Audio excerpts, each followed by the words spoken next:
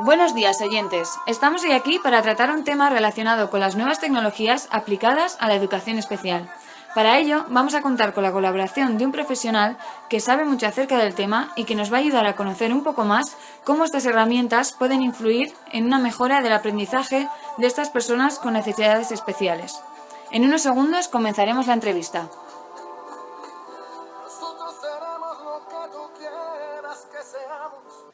Estamos aquí con Javier Osés, que trabaja en el Centro de Educación Especial Isterria.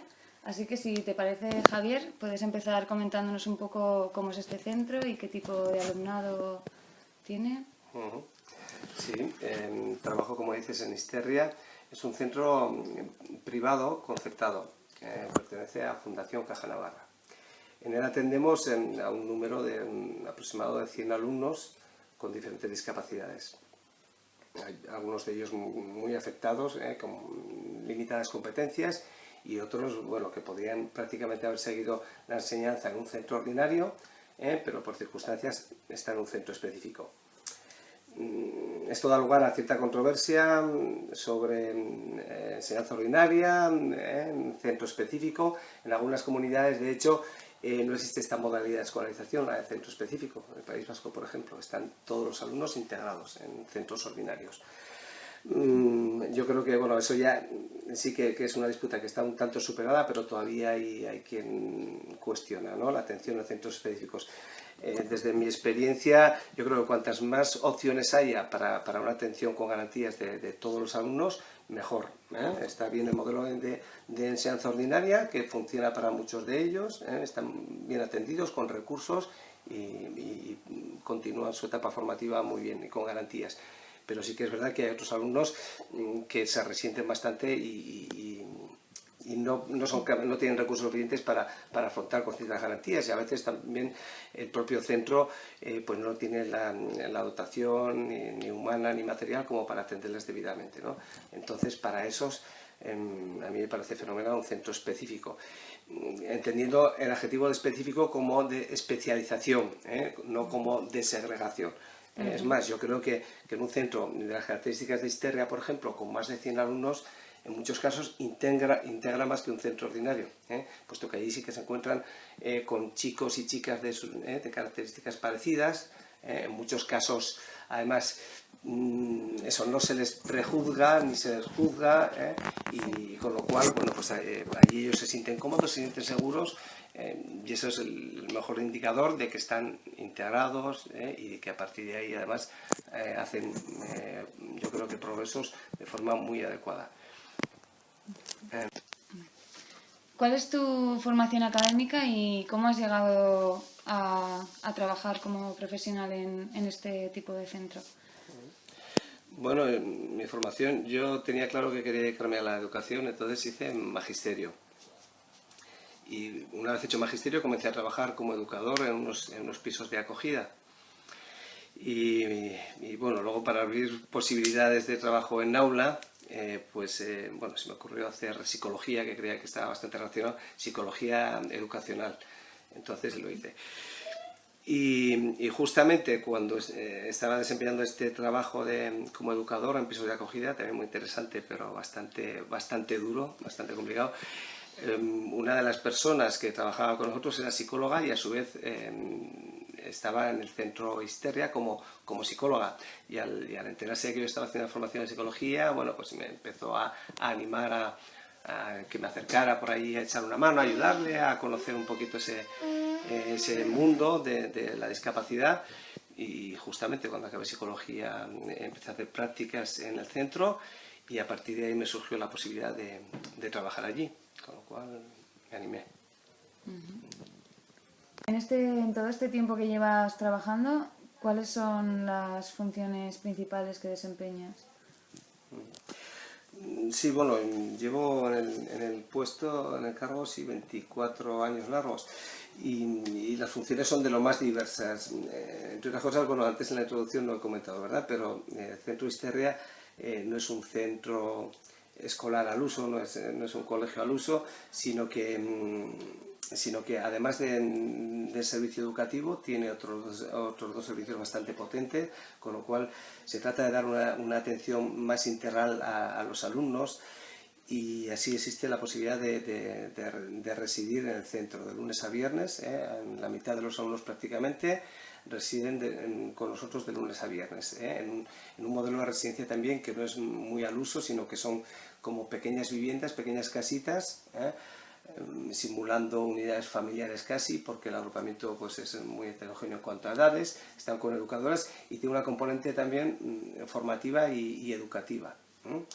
Está integrado dentro incluso de la programación de los alumnos, se hacen evaluaciones también de su desempeño pues en habilidades de la vida diaria, en habilidades sociales dentro de la casita. Y luego también damos continuidad a la etapa formativa, que puede ser hasta los 21 años, y una vez concluida pueden pasar a un centro ocupacional y allí permanecen hasta los 25 años preparándose ya para lo que va a ser la vida adulta, sobre todo una salida ocupacional, no tanto laboral, aunque también hemos tenido alumnos que tenían esa posibilidad y se han hecho algunos programas de inserción laboral, de empleo con apoyo, algunos de ellos, y otros, bueno, pues tienen que salir a otro recurso de tipo más especializado, más específico, de tipo residencial o programas de día para aquellos alumnos más afectados y que no pueden incorporarse a una situación ocupacional o pseudo laboral, ¿verdad? Entonces estos dos servicios, como digo, son muy potentes también y apoyan el servicio educativo. Entonces, bueno, las tareas a desempeñar son de lo más diversas, ¿verdad? Sí que es cierto que básicamente es pues hacer el seguimiento de las necesidades educativas que tienen los alumnos, hacer una evaluación inicial, acompañarles en ese proceso, apoyar un poquito a los tutores, porque sí que es verdad que la mayoría de tutores tienen una formación bastante potente también en psicopedagogía, pedagogos, y entonces también conocen muy bien metodologías, materiales de trabajo en aula y también las características del alumnado. Entonces esas funciones se hacen de forma pues muy coordinada con ellos, pero tampoco exige demasiado tiempo, si acaso preparación de materiales específicos o aplicación de pruebas, Pero luego pues también todo el tema un poquito conductual, porque en muchos casos la propia discapacidad conlleva algunos desajustes, algunas disfunciones, bueno, pues porque tenemos alumnado con bastantes limitaciones, y ello conlleva pues que a veces simplemente por falta de comunicación bien recurren a actuaciones como más directas, menos medidas, y ocasiona, ¿no?, alguna disfunción en el aula y fuera del aula y así. Y luego, bueno, pues el acompañamiento de los alumnos es desde el momento en que llegan a nuestro centro, la acogida a las familias, al propio alumno. A las familias también nos parece súper importante, porque entendemos que también se pueden beneficiar de toda la información, de coordinación, de toda la facilitación que podamos darles para cualquier trámite, para solicitudes de recursos y demás.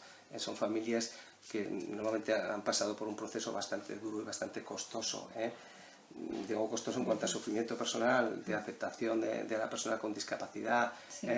Muchas veces bueno, pues eso, de desvalimiento, de no saber a quién recurrir, de no conocer muy bien los diferentes recursos que hay para ellos, con un coste no solamente emocional, también material, de mucha dedicación de recursos a los chicos. Entonces nos parece importantísimo que se sientan apoyados, arropados, hacerles que participen lo más posible también de todo este proceso, en coordinación con los profesionales del centro. Entonces la atención a las familias también es importante, pero no solamente por parte del orientador, también de los tutores, de la trabajadora social, de todos los profesionales del centro. Así que procuramos trabajar muy en equipo y de forma coordinada y con reparto de funciones, pero bueno, pero también respetando el campo de actuación de cada uno, pero bueno, tampoco pasa nada por apoyar o suplir cuando otro profesional necesita ayuda, ¿verdad? Y también garantizamos incluso la salida de estos alumnos, que esa es una de las ventajas del centro específico, quizá también, ¿verdad? Bueno, pues que que todos los recursos, toda la programación, todas las propuestas que hacemos va encaminada a este tipo de población. Estamos integrados dentro de las instituciones tanto de atención social como educativa. Estamos integrados y por tanto conocemos a los profesionales, trabajamos con ellos, podemos facilitar y prestar más apoyo seguramente a los propios alumnos y a las familias. Y en la salida también gestionamos el recurso de salida de estos alumnos, con lo cual en ese momento que también es bastante duro para las familias de cambio, de acabar ya con la etapa formativa y pasar a la vida adulta, pues está facilitado porque hacemos incluso un seguimiento un año después para ver qué tal ha encajado en el nuevo servicio, si eso sí está bien, si hay algún problemilla, si la familia está satisfecha con la respuesta, y si no, ha habido casos en que incluso les hemos vuelto a recuperar, a repescar con nosotros y buscar un nuevo recurso donde pudiera encajar. Por supuesto ya el área más el área más técnica y más específica del orientador, como es pues como comentábamos antes, ¿verdad?, la aplicación de diferentes pruebas un poquito pues para valorar aspectos pues desde el CI, desde la capacidad intelectual a otros procesos más básicos de atención, percepción, memoria, cositas de estas. También en el área dinámica, en el área personal. Y bueno, sí, me alargaría un poquito más, pero vaya, no, quiero decir, hasta el punto de que a veces elaboración de materiales propios, ¿verdad? Porque a veces también trabajando con personas con discapacidad, pues no encuentras ni las pruebas adecuadas para recabar, para evaluar aquello que buscas, ni otros materiales. Entonces toda esa preparación de materiales también que se lleva a cabo mucho en equipos de profesionales, pues bueno, también como orientador trabajas en ello, ¿no? Y algunos programas también de intervención en el área de conductas, para el ajuste de conductas, sobre todo con metodología de apoyo positivo, más que medidas de corrección, que también, ¿verdad? Pero bueno, sí. Y se me ha ido, ¿verdad? Bueno, pues elaboración incluso de algunas baterías propias para aplicar, ¿verdad? Sobre todo de tipo cualitativo, porque bueno, ya hacer una prueba estandarizada es bastante complicado, pero sí alguna batería para recoger de forma pues más fina, con más cualidad, pues algunos aspectos de los alumnos a nivel cognitivo. De hecho, hemos colaborado incluso con la Universidad Autónoma de Madrid y con alguna universidad de Navarra y así, para la elaboración de alguna prueba, de los procesos básicos, por ejemplo, atención, percepción y demás. Es un material que hemos elaborado nosotros con el asesoramiento de algunas personas. Y me has hablado de que realizáis diferentes propuestas, y dentro de estas propuestas de innovación, ¿hay alguna que tenga relación con el uso de las nuevas tecnologías, por ejemplo? Sí, claro, sí. Bueno, este es un tema que aunque a mí me pilla un poquito, me da un poco de escalofríos porque me pilla ya un poquito tarde, pero bueno, en el centro sí que trabajamos mucho por proyectos. Normalmente lanzamos cada año 1 o 2 proyectos de innovación. Claro, esos proyectos de innovación luego se van consolidando, se van asentando y tienen continuidad. Entonces recuerdo que hace muchísimo tiempo, cuando se estaban comenzando a comercializar las pizarras digitales, que ahora son muy habituales, pero hace unos años no eran tanto. Entonces tuvimos la suerte de que una empresa nos ofreció la posibilidad de empezar a trabajar con 2 pizarras digitales en nuestro centro para ir probando, para ver qué posibilidades le veíamos de trabajo con este tipo de población. Y a partir de ahí, bueno, pues hubo algunas personas muy interesadas que formaron un equipo incluso para hacer unidades didácticas con las pizarras digitales, para trabajar con ellos.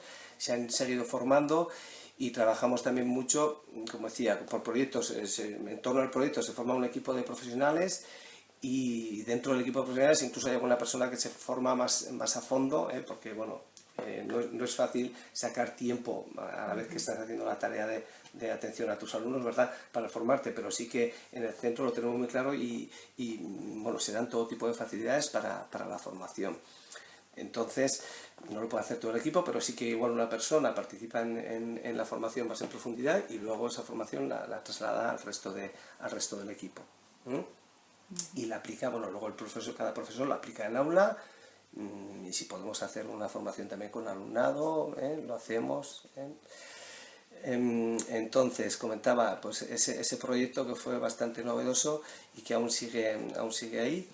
Y luego tenemos otro también bastante innovador, que se gestó en el centro hace unos cuantos años también con la logopeda y algún otro profesor, por parte de unos profesionales. Bueno, estaban en formación todavía, acabando la formación. Creo que era un proyecto de fin de carrera de la Escuela de Ingenieros de la Universidad Pública, para facilitar la comunicación en concreto de una de nuestras alumnas con un diagnóstico de autismo y que tenía dificultades para comunicarse. Entonces bueno, se gestó una herramienta que ahora se ha comercializado incluso para iPad, que se llama Dime, y en el cual, bueno, pues a través de pictos y fotografías, bueno, pues ella va expresando incluso preferencias, dónde quiere estar, qué quiere hacer, hace peticiones, hace demandas a través de la tablet. Puede organizar su agenda, su horario diario, para anticiparle pues eso, las actividades que va a tener a lo largo del día, y hay bastantes otras posibilidades que tiene la aplicación. Entonces está comercializada y bueno, y hay bastante demanda, lleva unos años en el mercado y hay bastante demanda, sobre todo eso para personas como digo, con cierta intencionalidad comunicativa, ciertas posibilidades comunicativas, pero que no tienen lenguaje verbal. Sí, también, mira, quería comentarte, hay un programa, bueno, es una herramienta muy potente que permite generar mucho material para el aula, porque a veces ocurre que con esta población, sobre todo, la dificultad es ocupar el tiempo con actividades y con estímulos suficientemente interesantes para ellos, porque en muchos casos ya están saturados de trabajar siempre las mismas fichas, y es una tarea además bastante costosa para ellos, con lo cual a veces hay hasta cierto rechazo. Entonces, desde luego, el tema de las TIC para este alumnado es súper interesante, porque bueno, pues suele ser una presentación muy motivadora. Además, bueno, con muchas posibilidades para ellos, ¿verdad? Y además es como muy cambiante, con pequeñas dosificaciones, entonces los mantiene también bastante activos, bastante interesados. Y entonces hace unos años nos surgió la posibilidad de comprar, porque sí que tiene licencia y hay que comprarlo. Es un programa que se llama NeuronApp, de unas personas de Logroño, de La Rioja, que en principio estaba pensado para rehabilitación en clínica para personas pues con daño cerebral o lesión cerebral sobrevenida y así, pero que a nosotros nos pareció que podría tener muy buena aplicación en aula, y entonces compramos la licencia. Y además, bueno, la verdad es que trabajamos muy coordinadamente con esta empresa, con estas personas, son muy accesibles, e incluso vamos haciendo mejoras, porque aquellos aspectos que nosotros vemos que se pueden modificar y se pueden mejorar para el uso de nuestros alumnos, ellos lo incorporan, con lo cual muchas es muy potente, pues como decía, para hacer incluso también fichas, pero muy diversas, muy variadas.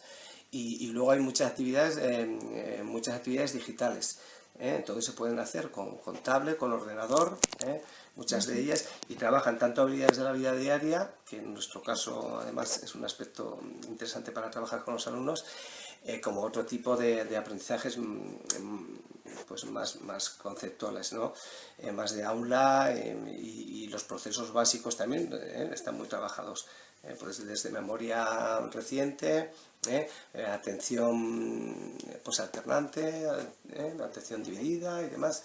Entonces, bueno, tiene además un manejo muy sencillo, y incluso existe ahora la posibilidad, ahora van a lanzar contenidos para chicos de primaria. Ellos han visto, en base prácticamente a la colaboración seguramente con nuestro centro, como ya digo, en principio ellos lo orientaban más hacia gabinetes, a la clínica y así, pero han visto la posibilidad de trabajar en aula, interesante, y entonces ahora van a lanzar contenidos para primaria, para infantil y primaria. Y cabe la posibilidad incluso de programar, de que el profesional de aula programe sesiones para que el alumno los trabaje en casa, con unos, te hace un recorrido ya por aquellas actividades que tú planteas con una duración determinada, la propia aplicación te va llevando también a distintas actividades, eso superando niveles de dificultad. Entonces, bueno, pues es una herramienta, se llama Neurolab y es muy interesante. Y, sí. Aparte de trabajar con las TIC en el aula, con el propio alumnado, ¿las tenéis incorporadas en vuestro programa como docentes? Sí, mira, si quieres te cuento un poquito, pero tengo que irme a algo que también es interesante, ¿no? Porque, claro, con este tipo de alumnos, el currículum escolar que trabajamos con ellos, de referencia sería el de infantil primaria, por sus limitaciones, pues en contados casos su competencia curricular va más allá del primer ciclo de primaria. Entonces vimos que la adaptación que teníamos que hacer pues era muy laboriosa y aún así veíamos que no nos era demasiado útil. Entonces lo que hemos hecho ha sido elaborar nuestra propia herramienta curricular. Nosotros le llamamos PAI, casi todo es PIA, PAI, Plan de Apoyo Individualizado. Entonces lo que hemos hecho es, partiendo de los niveles mínimos, hacer como una escala de desarrollo pues muy definida, muy precisa, que consta de áreas de contenidos, por ejemplo, el área de habilidades de la vida diaria, el área cognitiva, el área de desarrollo motor. En estas áreas marcamos unas subáreas, a su vez unos objetivos y luego pues unos indicadores donde secuenciamos cada uno de esos objetivos. Por ejemplo, en el área motora tenemos la subárea de destreza manual, por ejemplo, y el objetivo de pinza digital. Y entonces, bueno, pues tenemos recogidos unos indicadores. Entonces, lo que hemos hecho con esta herramienta curricular ha sido a su vez diseñar una herramienta, un soporte informático que nos permite, por una parte, que cada profesional marque los objetivos que va a trabajar con el alumno, coordinar este trabajo por parte de todos los profesionales, con lo cual cada profesional puede seleccionar estos objetivos y entonces la propia herramienta te genera un proyecto curricular individual para cada uno de esos alumnos, donde te indica qué objetivos se están trabajando transversalmente en el alumno, qué objetivos se están trabajando por parte de todos los profesionales. A su vez, ello te permite también generar una serie de informes para las familias, unos informes internos para el propio centro, para los profesionales. Se crea un histórico, con lo cual cada profesor puede recuperar y saber en qué punto que se ha trabajado con el alumno cuando hay un cambio de aula o de ciclo y a su vez también evaluarlos. Permite evaluar esos objetivos que están señalizados y te hace un informe de evaluación también para consumo interno o también para mandar a las familias. Muy bien. ¿Y crees que las nuevas tecnologías pueden llegar a facilitar ciertos procesos de aprendizaje que quizás con el método ordinario son más difíciles de trabajar? Sí, sin duda, sí. Puede parecer que este tipo de alumnado no va a tener acceso a manejar un ordenador con ciertas garantías, ¿verdad? O una tablet y demás, y muchas veces nos sorprenden. Es más, a veces cuando les hemos hecho accesible este tipo de tecnología, ellos rápidamente se han mostrado mucho más interesados, motivados, han demostrado que tienen recursos y sorprenden a veces cómo progresan. Yo, por ejemplo, me parece muy interesante, sobre todo estoy pensando en casos concretos de alumnos que han comenzado o que están en el proceso de aprendizaje de lectoescritor, de lectoescritura, y con dificultades motrices que le impiden incluso controlar bien el trazo, o incluso tener suficiente fuerza como para hacer unos trazos, y que en cambio, bueno, pues con las teclas del ordenador se manejan bastante bien, son capaces de escribir pequeños textos.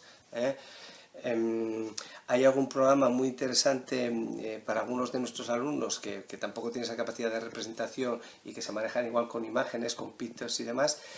Hay algún programa que convierte esos pictos en texto.